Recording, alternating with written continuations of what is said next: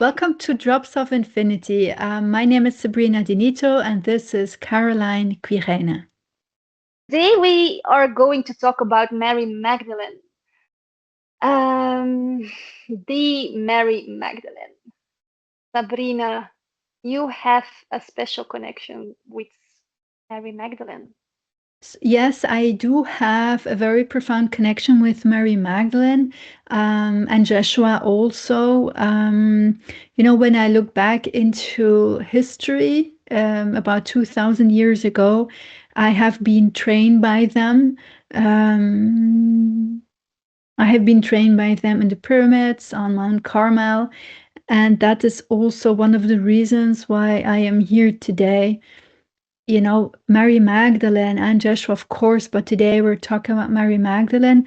She is an avatar. So this means that she is a very, very high frequent soul. It means that she has a lot of blue sun energy. And the blue sun energy is an energy that is very omniscient, all-knowing. It's a very all-knowing energy. And I'm just tuning into her energy now because there are certain things that she wants to tell us, which are not the ordinary things that are um, told about her. But what she's showing me at this moment is that she has always been kind of in and out of this cosmos, strangely. So this means that just like Thoth, her mistress Megistus, he is also an avatar, a light being that is extremely powerful, and he transcended the barriers of this cosmos. So he goes in and out, and he brings souls into this cosmos. So these souls are well nurtured by him and they can incarnate here. So he takes care of that role. Now, when I'm talking to Mary Magdalene at this moment, and it's probably because I am wired like that. This is the kind of information that she would give to me because I have the bandwidth to see that, is that her essence is very different than the essence of many souls in this cosmos. She is connected to this cosmos, but then again, she is not. So she has an overarching view of the entire source field, and she travels within source field, and she has a very, very profound harmonizing energy. So what does this mean, a harmonizing energy? That when her essence goes over the different cosmoses, and I've talked about that in previous videos, she actually ensures that this cosmos kind of blends with the other ones and that there is one field. And this is important because we all strive to oneness. I as a person, you as a person, the audience as a person, we strive to have oneness. But cosmos strives also to oneness. We all strive to come into the one creational vibration, the one vibration that just holds all wisdom, all knowingness, all love, all light, the one code. So she, on that level, is actually harmonizing the different worlds beyond the world where we are living in. So her role is really, really, really advanced in comparison to 2000 years ago. When What did people, she for do? instance, Yeah. yeah, when people, for instance, join my Venus Light program, Venus Light Technology, they go through the cosmic embodiment, and at the end of the program, I always see what are they doing. All of them take actively their cosmic role. So I see them near the heart of cosmos. They're harmonizing the different universes, or they are looking after the membrane, or they're helping with the tissue. But what I'm seeing, and that's the difference for Mary Magdalene with her energy, she is way beyond this cosmos. So she has evolved already beyond.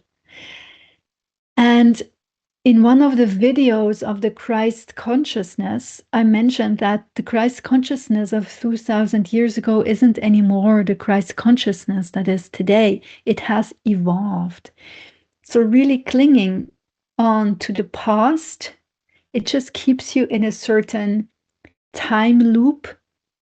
You don't evolve with evolution. Like evolution, you don't make that quantum leap in an light consciousness if you keep holding on to these old structures. How did she evolve? Because you said 2000 years ago she's not the same anymore, but like as a soul, but we see it as a, being a person, but yeah, she's evolved as a soul, as a light being. Um, so what's the difference between now and then? Well, historically, she always embodied a human body on Earth. Not all light beings embody a physical body.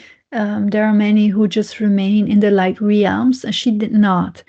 So she really went into an embodiment because she wanted her soul to infuse the dense matter. She wanted to divinize the, I would say, the most dense frequencies.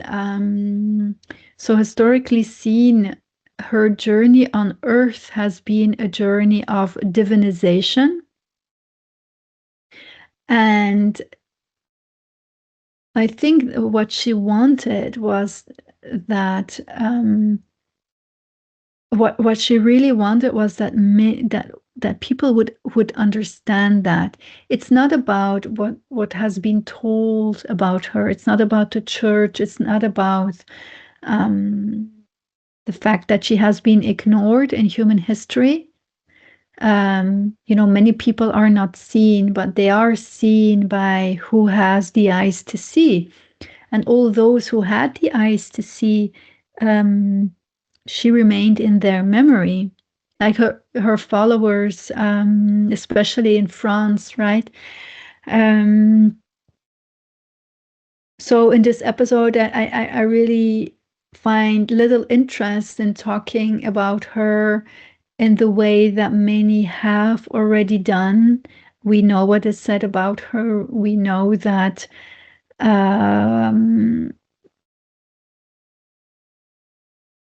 we know what has been told, but and she's here now. What she wants us to hear is that this is about divinizing our own human body, and we have suffered a lot of delay in that. Um, we have suffered a lot of delay because we have listened to a lot of noise. And again, we are entering an era where there is a lot of noise. There are a lot of things that are told. Everyone has their truth. There are a lot of lies spread as well, a lot of deviation tactics used to deviate people, of course. So, this is a very interesting era we live in. And what she's saying is that you just need to go within. She's also saying that who she wasn't that expansive. The bandwidth, the frequency that she's holding today is so, so, so large. It's so overarching over the entire source field that who she was is the energy that she was is not who she is today. And so if we cling on to the image who she was, the narrow-minded image that okay, she was a light being and she had great healing capacities, still it doesn't come close to the light that she has become today. So it is no longer about healing or doing an ascension or living in compassion. Yes, living in kindness and compassion, but it goes a little bit beyond. It's about cosmology. It is about cosmology. And she wants to say that we are not only cosmic beings, we are existential beings. And it is very important for us to know what existence holds. It's not about the earth or Jerusalem or France. These are the old stories. They're not that important anymore. And for the people who cling onto those stories, they won't evolve like she is. And we have always been deviated, always. That is really intrinsic to our history on Earth. Our connection with Earth is being deviated. And she's asking us to no longer allow that, to understand that we need a cosmological view on life. We need to know how existence is structured. We need to know who we are. If we know how existence is structured, we know how we are because we are existence. And then everything opens. All roads open to release all those veils of who we are not, or the veils that say, this is a boundary, this is who you are, get to know that. No, drop it, drop that boundary, just expand, expand and be all encompassing. And that is what I feel that she is saying. So she goes beyond the divine feminine. It is no longer about the divine feminine. It is about our divine existential nature. That's the new Mary Magdalene. Can you say that she, because you say she goes beyond the divine feminine, that she actually balanced her masculine and her feminine Fully. You cannot fully? go to those levels if it's not balanced. And did she do that before, like 2000 years ago? In which stage was she? The image that she just showed me is that her light was very bright and white, but in comparison to who she is today, the light 2000 years ago had opacity. So the brightness that she has today and the nature of her light has changed. The nature of her light is less dense. Uh, it is fully transparent, and I'm not saying that her light wasn't fully transparent at those times, but it had milky essences. So that means there is slightly some opacity. And who she has become today, the more her light evolved, the more it dilated, and the more the particles dilated, and the more she started to expand her etheric tissue. So today her light it is fully reflective. It is as if her light is no longer there because she has become a reflection of existence. So if you would only look into the mirror of her light, because that is what she's now showing me, that she has become the mirror of existence. She wants to show us in her enormous light body. She wants to show us in her enormous reflective light body that all existence can be brought, or can be brought back to one essence, and that is the pulse of existence. She wants to bring us back to the pulse of existence so that we embody that pulse of existence again. Why? Yeah, the question is, why is she showing that in this very moment? Because she wants us to believe in our true nature. I want you to believe in your true nature. I want you to feel the breath of existence, because I want you, as soon as you feel that breath, you will know that you have the possibility to expand infinitely. She's also telling me that this quantum leap that she has taken, she took it 1,000 years after or the earthly time, right? 1,000 years. She has been a long time close to the earth like a bodhisattva. She has been in the etheric realms. She has been harmonizing there as well. She has a very, very profound harmonizing role. And so, as soon as she got out of a certain frequency level, she expanded quantumly. And that is what she's saying. So, I guess if I listen to her And what she's saying right now, she harmonized all etheric realms.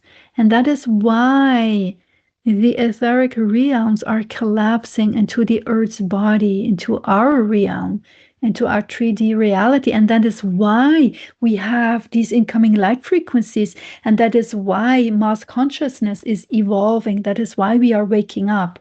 So her harmonizing role actually helped, and not helped, she ignited our awakening process. She's asking us to understand that history is history. We cannot cling on to who she was in the past because she no longer is. She no longer is. And is there a present Mary Magdalene on Earth at the moment? What I'm seeing is that there are several individuals that carry her blue essence light. And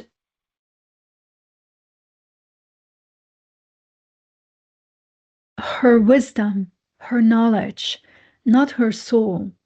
So that where what she wants is that there are people who understand this, so that we evolve at the same pace.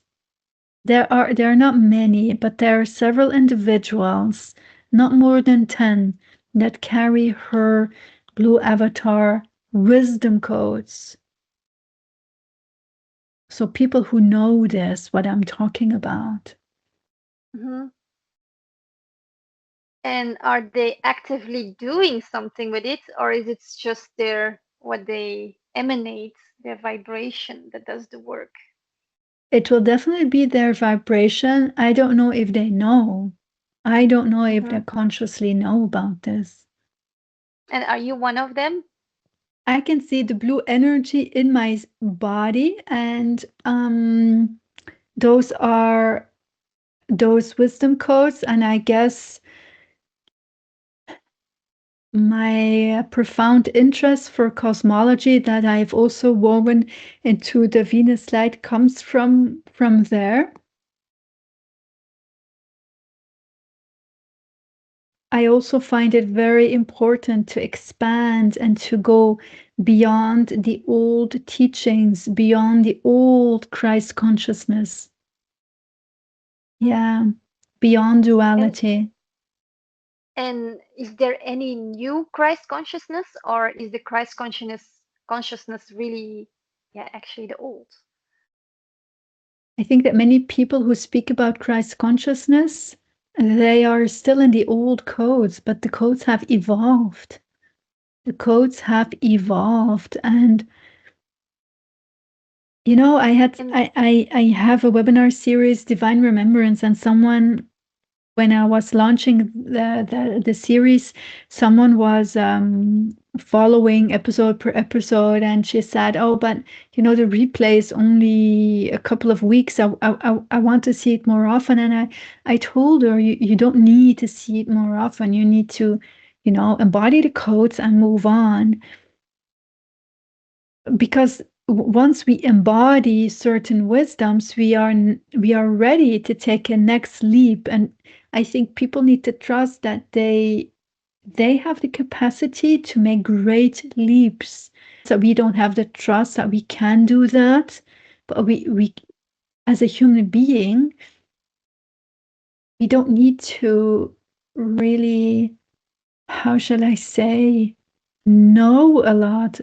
We know from within. We just need to remember, and we need to keep moving. Mm, so, what does these old codes then do?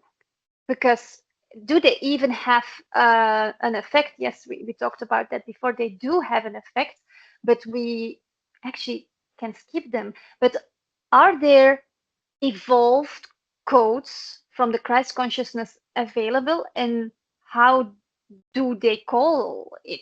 Is there a name, or are the Venus light codes the evolved version? I don't know. who else has evolved codes, who truly has evolved codes. I know that there's a lot of vocabulary used, but that vocabulary or those words, they don't always cover the frequencies that they talk about. So I cannot pronounce myself over those things. But what I do know is that when I align myself to the old Christ or Christ consciousness codes, what I see in this very moment is that they are time looped. They are in a time looped.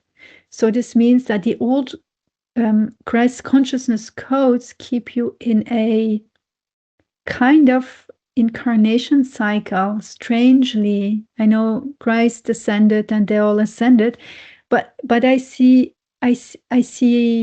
loops. And Mary Magdalene, she said, well, that the 1,000 years um, after her death, after her crossing over, 1,000 years later, she started to make the quantum leap because she was really busy with the etheric realms and with the solar system. She was balancing a lot of things within this cosmos. Um, it means that you can stay a long time in these loops. You can really stay a long time in these loops until at a certain moment you start to understand that you are in a loop and you need to breach that ceiling and go beyond. Um, so I really can't say who has old Christ consciousness codes and who hasn't, because I don't know. I don't know what other people are doing. I just know what I am doing. I can only talk about myself, and it is no longer about ascension and descension. Yes, it is descension because you need to infuse your body with light, and that allows you to fully ascend. But we are not only cosmic beings, we are existential creatures, and existential beings are of light and they are vast and all encompassing. And that is a very interesting realm to go into, even if you have a human body on earth. Those are Yes, the and that's teachings of Mary Magdalene today. yes. And okay, so the wisdom comes through you and through some other persons, but is there, The yeah, I told updated you, wisdom. The updated wisdom. yes, Yeah, the updated, the evolved wisdom, how she's evolved wisdom. now, how does she want that this information, that this wisdom comes to the people, to the collective? Yeah, does she has an image how, yeah, that the people will learn about that? Hmm. I want to say something first because I want to. I speak from divine equality. What does that mean? Mary Magdalene is a being of light.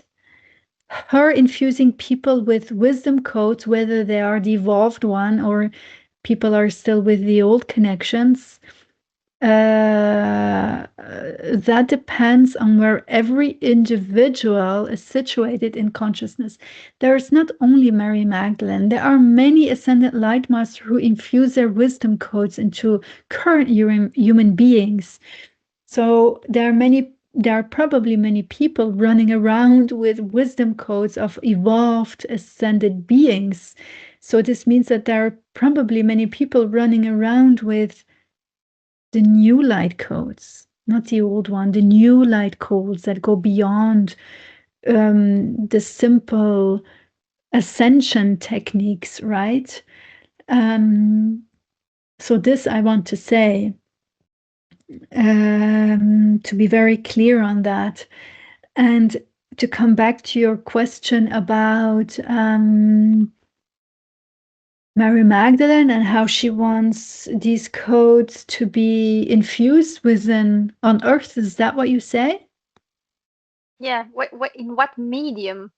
What she's showing me is that wherever she has been, in her evolved state of being. So I'm viewing actually the tissue in between planets and celestial beings in this cosmos, planets, stars. I'm viewing the tissue.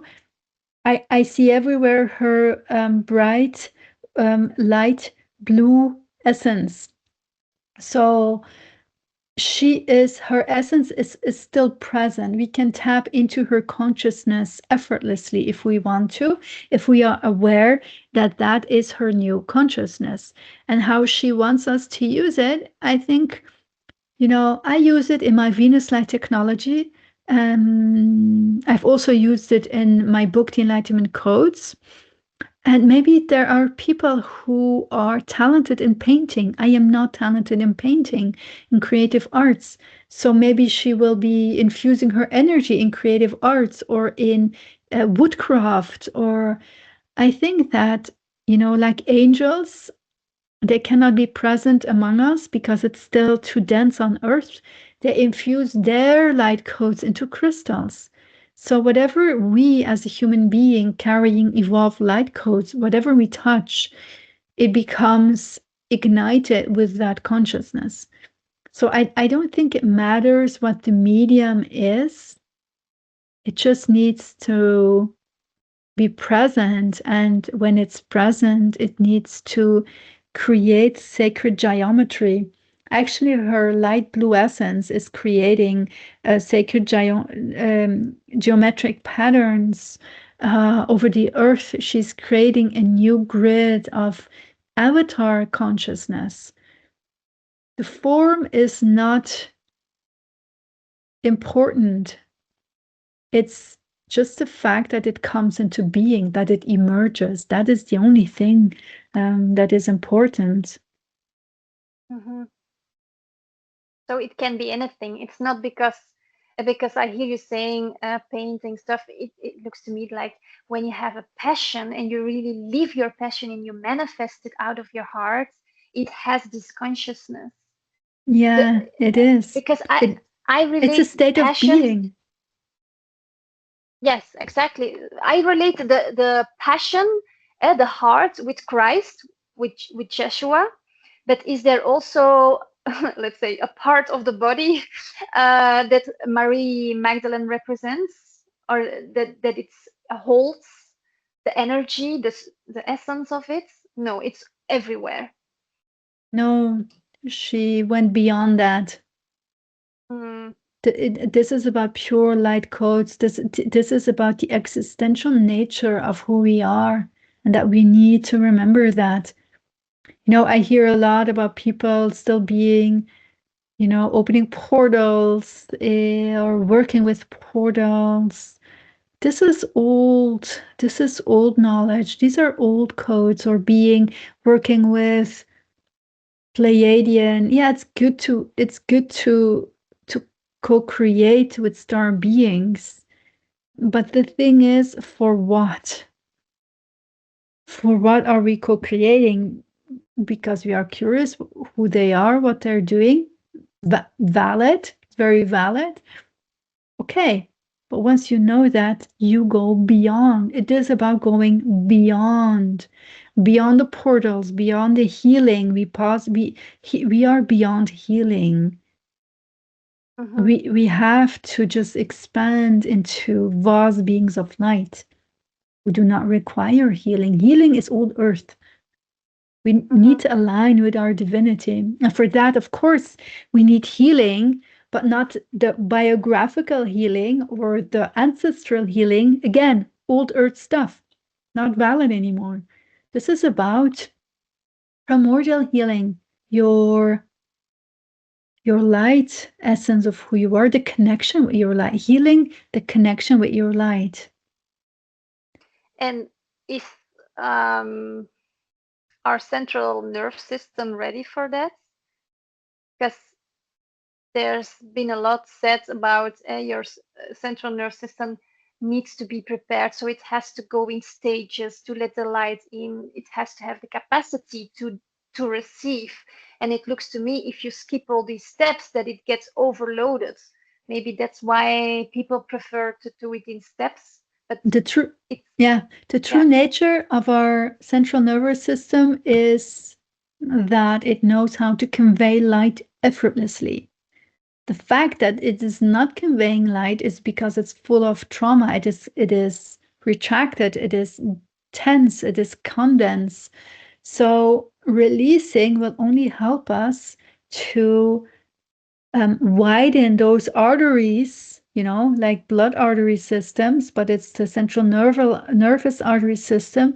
It allows us to widen those pathways to let light in. And our system is under the influence of, I would say, PTSD, post traumatic stress syndrome, and not on a human level, on many, many levels. And that is why we are incapable, or most people are incapable of just, you know, letting their divine light convey into their system. It is Mm-hmm. post-traumatic stress syndrome, and it goes much beyond what science is talking about today. Mm-hmm. But this post-traumatic stress syndrome, yeah, you have the syndrome. So is it that's why people first want to heal the trauma instead of skipping everything and directly go to the lights? But it's also based on a belief system, no? Like you believe you need to heal this first in order to be able to go, yeah, to the highest step, let's say, of enlightenment and to infuse your lights Yeah, yeah. completely. Okay, so first, yes, it needs to be healed. Otherwise, you cannot carry your light because the artery system of the nervous system is too contracted. So light cannot go through. So that is true. But does it need to be linear in linear time? No. We can do this through divine alignment in a very different way. Are people thinking I think that people are beings that like habits, that cling. We like to cling onto what we know. So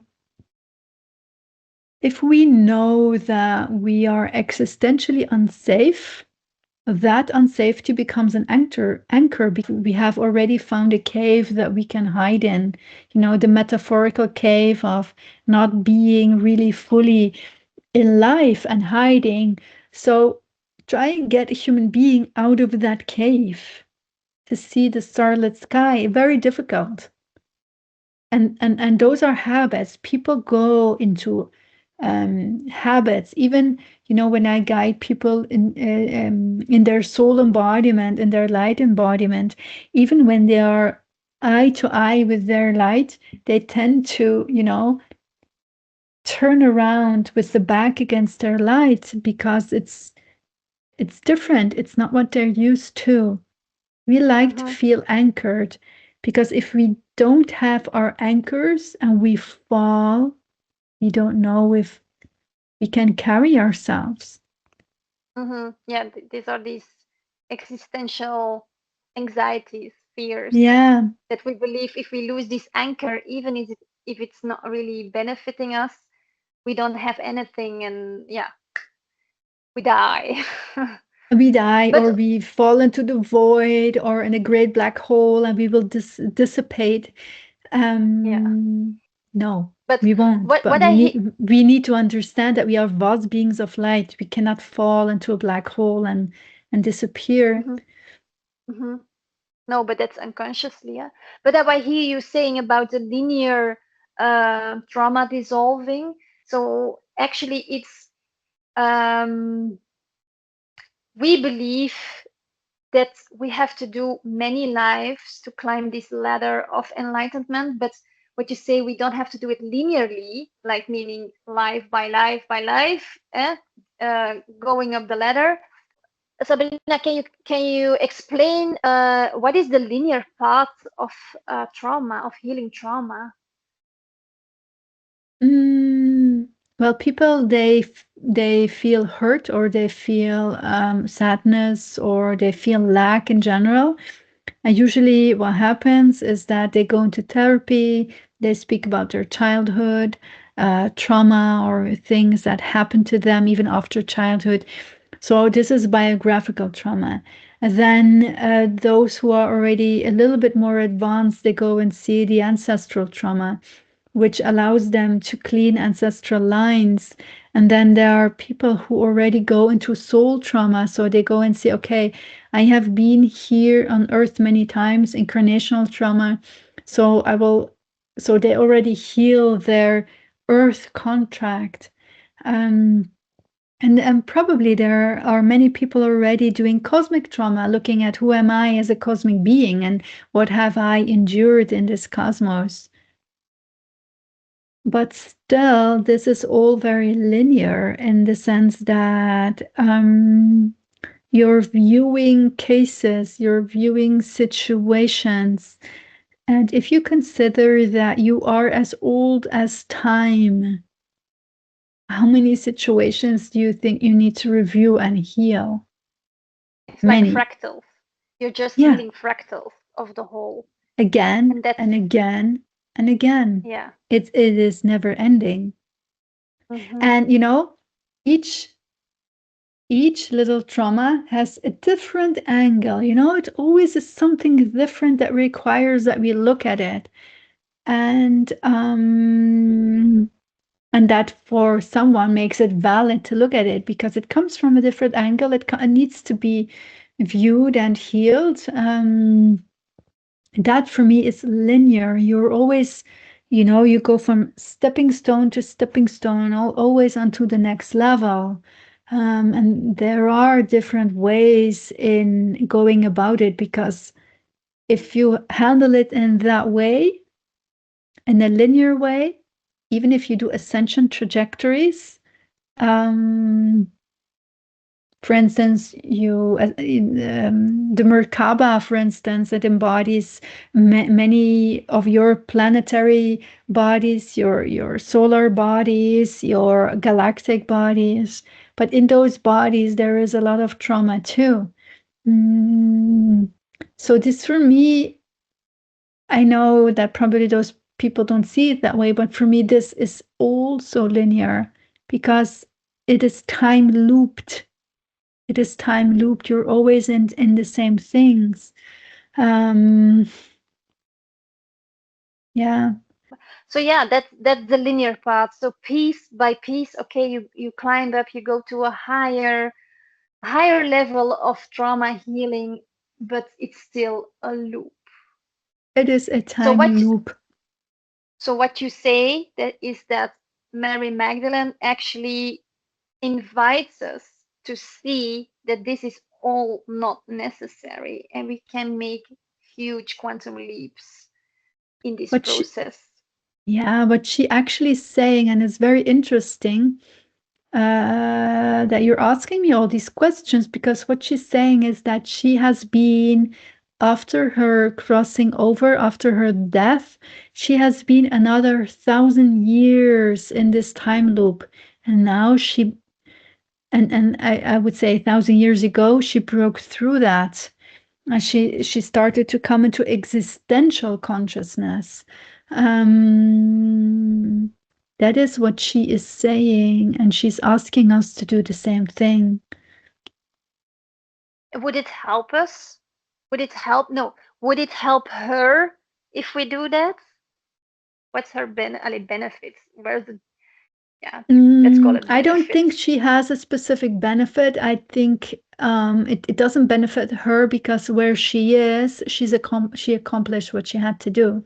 But what it will do is it will dissolve the consciousness of the earth as we know it.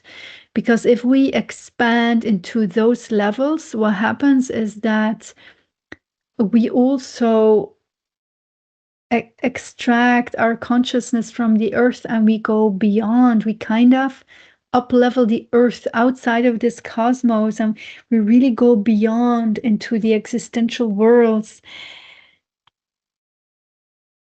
It But is a yeah, she cares. She cares. That's what I mean with benefit. She cares about what happens She wants with us us. to she wants us to go into the vast evolutionary parts of the fields of the infinite, the fields of the formless, the fields of the pure essences of light. Yeah, And can you say it's out of love that she wishes this for us? she knows that um, we all have, that's what she's saying in this moment. She knows that we had a wish to exist. She acknowledges our wish for existence. She had our own wish to exist. That is why she's here. And she wants us to be at that same level because only at those levels you can celebrate life as it is. That's maybe a little bit strange to say because, being on earth, you also celebrate life because life is nice, right? But you celebrate it in a different way. You celebrate it in a different way. Yeah, there's no suffering, there's no darkness. That's what you want to say? There is Different no way? suffering, there is no darkness, but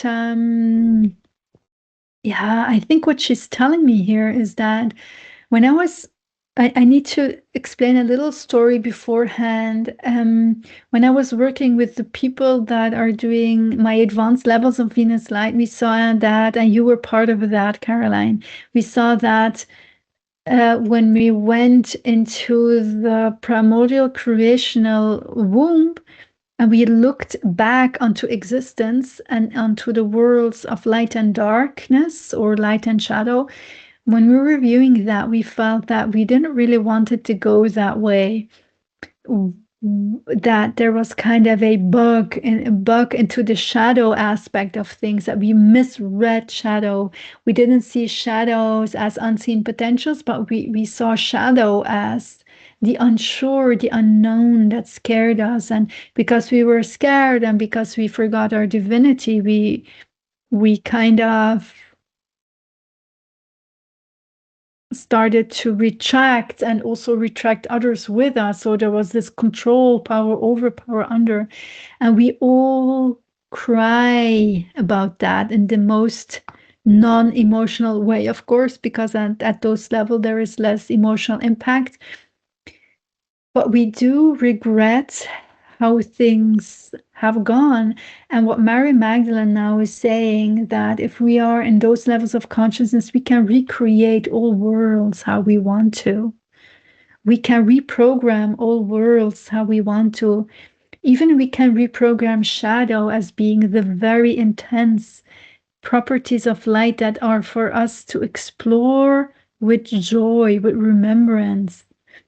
Everything that we do, if we only have the divine remembrance, we approach them completely differently in the sense of we approach them with bliss, with confidence, with trust, with the inner knowing that we are carried, with the inner knowing that everything will be all right. That's her message. Yes. Hmm.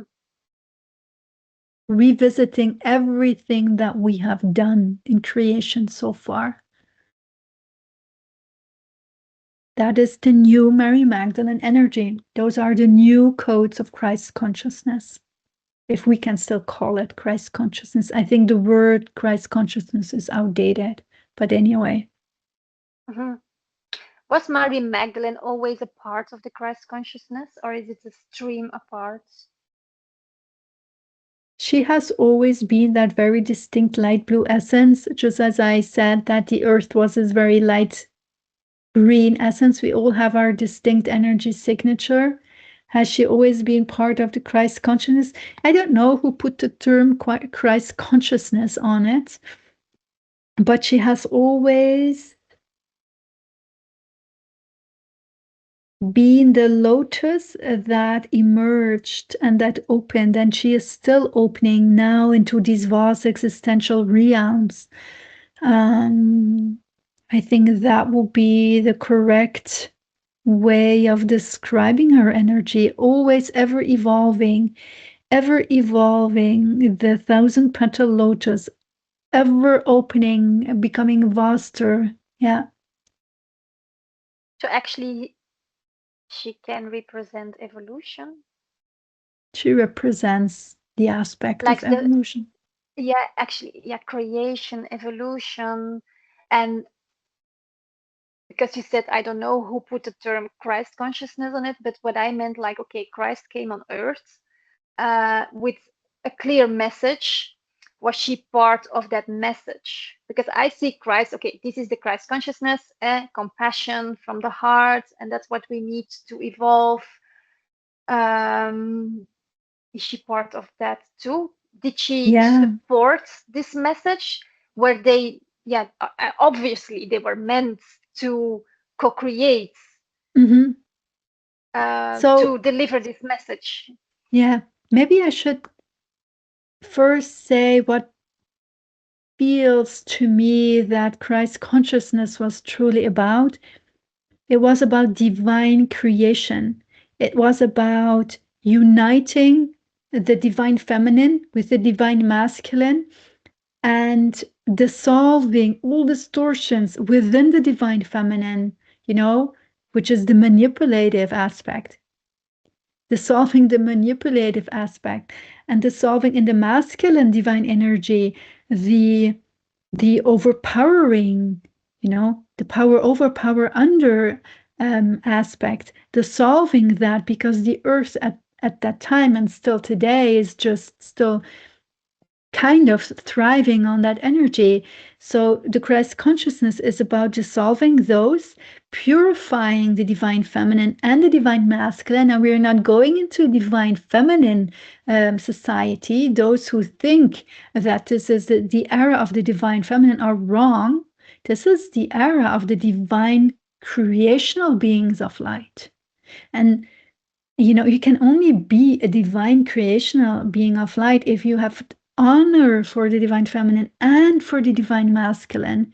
If you are ready to leave behind you what happened in Earth's history, what happened to you, if you are ready to heal your inner masculine energy, your inner feminine energy, to bring those two into balance, into one vibration, and go into divine creation.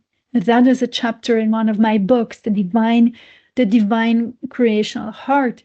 Because once that you go into that divine creational heart, everything that you bring forth is in full harmony, full harmony. So it is ever evolving. There are many creations that are brought into being, and those creations, they kind of dim or they die off. Why? Because they're not divinely created. They don't come forth from a healthy feminine and masculine energy. So the divine creational beings in a human body, when they create, they dissolve the aspects of the shadow and they bring everything into light. But only if both divine masculine and feminine are fully merged in full divine equality. Mm. That So, is Christ consciousness. Nothing else. yeah, nothing Nothing else. else. Can it be because you're describing how it should be?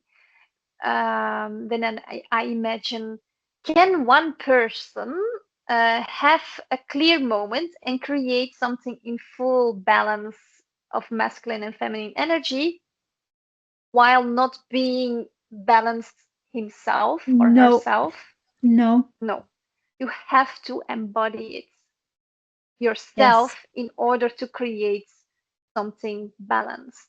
Because Yeah. otherwise, what you bring forth, and I'm seeing it as we speak, it just comes back like a boomerang. It wants you to Hmm. revisit it. It wants you to bring it into balance. What you create is who Karma? you are. Is that karma? Or is it just a mirror effect? I don't really believe in karma. Um, I think we all just want to be fully balanced, and all that we bring forth wants to be fully balanced. I think it's our nature to be balanced. We are. balanced divine being. So why would we disbalance We, ourselves? yeah, but we are disbalanced for a reason. This is also Probably. part of creation. Yeah, that we can remember. But if you say we get it back as a boomerang, is this the mirror effect of, because how do you get it back? Actually, let's talk about that. So you create something, let's say an action, um, yeah, what you can perceive as a balanced thing. Yeah, can you give an example? What do you can what can you create that comes back in your face? Well, with coming If you back in your face, actually, it is a metaphor to say it's not procreating itself. It doesn't carry the seeds to really expand. It's not, it doesn't expand itself. can you yeah, okay, because it makes me think of if you create like a business where you pour your heart in, that's really your passion.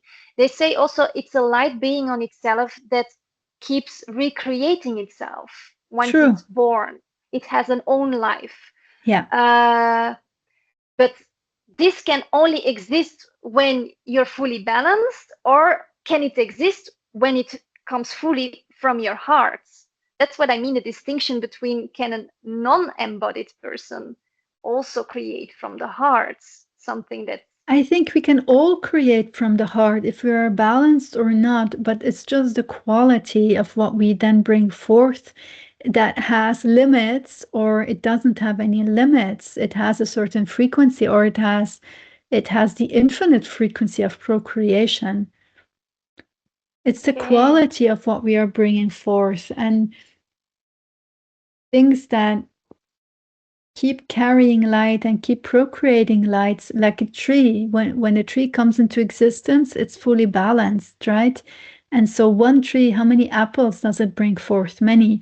How many seeds you have in each apple? Many. So this is a procreative force. When things are brought forth in divine balance, then you don't need to touch upon it. It just expands from itself. That's abundance. If you Mm-hmm. have your feminine and divine masculine fully healed, fully aligned, and in divine equality, what you will create is abundance. That is the true codes of abundance. Yes, because because it carries the divine itself. That's It why carries the it can divine.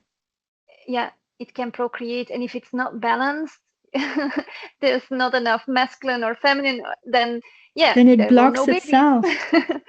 Yeah, Yeah. okay. And that's why it's yeah, it it comes back to you because the energy doesn't die. It comes back to you. That's why that's the boomerang effect, what you're describing. Yeah. Mm-hmm. That's the boomerang effect. It just comes back to you because it is also not ready to go into creation, maybe because you were not ready. Actually, this is what Maria Magdalene represents, this divine creation. It's the like the old she, the old codes of Christ's consciousness, yeah. what do you mean? The old What? codes of Christ's consciousness are about divine creation, and the new I don't want to call it Christ consciousness because for me it's no longer that. This is about moving into the vast existential worlds of creation, no longer thinking that we are a cosmic being, a human being, a star being, but we are existential creatures of light. Mm-hmm. And we can, as a human, move into these existential realms. And we can rewrite history. We can rewrite light and darkness and shadow and whatever you want. We have that ability to do that. Yes, and that's what she wants to tell us, this Yes, message. And that does is what she she wants. Does she have like for this episode a final message for us? She wants to say something. What she's saying is that she always moved with light beings, like mm, lineage, maybe. Don't really like the terms of lineage, but she always works with a certain lineage, and she is waiting for those who understand her to be with her right now and to celebrate this and to start shifting worlds. That is her last message. Can you? It comes up to me the fellowship of Maria Magdalene. Can you say that she wishes she wishes to have a fellowship? I think she does. She knows she has, but she's waiting for Yeah, us to she do has. it. Yeah, to put it in action and not to cling to the old. Yeah, she is a being that loves to be in company. I also love to be, I love to work with people. That's the nice thing about life, right? To just share. She likes to share as well. It makes her very happy. She likes to celebrate. Mm, these are things that make her very happy, and she's eager to do that right now. Mm-hmm. All right. What a beautiful message. And I think it must be lovely to be connected with her and to yeah, to channel what she has to say. And I think she has more to say than we said today. So maybe we can go even deeper in another episode. That would be lovely. I'm really looking forward to that already now. We see you in another episode. Thank you very much, Caroline. Thank you, Sabrina.